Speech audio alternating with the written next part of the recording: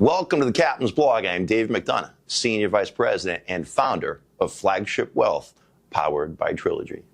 On this blog, we try to take what's unnecessarily complicated out there in Wall Street and make it understandable to you on Main Street. Plus 1.5% again last week, with the dreaded F word, the Fed in the middle of the week telling you we may not even cut rates. Inflation is sticky. Interest rates are going to remain higher for longer.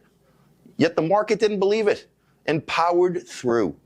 Did the positivity continue this week, or did the market take a breather? Here's your week in review.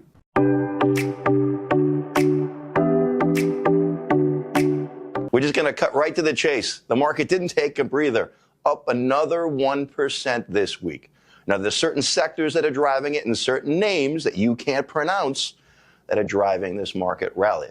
But what isn't being driven upward is your confidence out there as the consumer. University of Michigan came out with a study last week that says you as the consumer are feeling blah about the economy and blah where it comes to your balance sheets.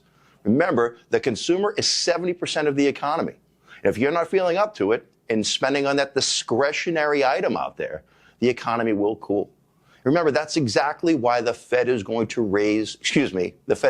lower interest rates, because the economy is cooling. Yet the market continues to trudge right along. I'm not here to be a doom and gloomer. What I am here to do is to set realistic expectations. Don't expect the market to be up 1% to 2% every week. Here's what to look for next week.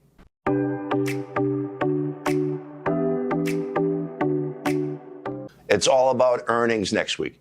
Again, corporations are required on a quarterly basis to come out with their earnings, show their cards, show how they've done, and more importantly, their guidance, how they think they're going to do going forward.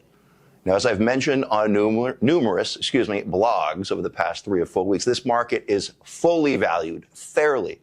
It doesn't mean that there aren't opportunities somewhere, but do not chase. The FOMO crowd will be penalized. I say it each and every week. Eventually, I will be right.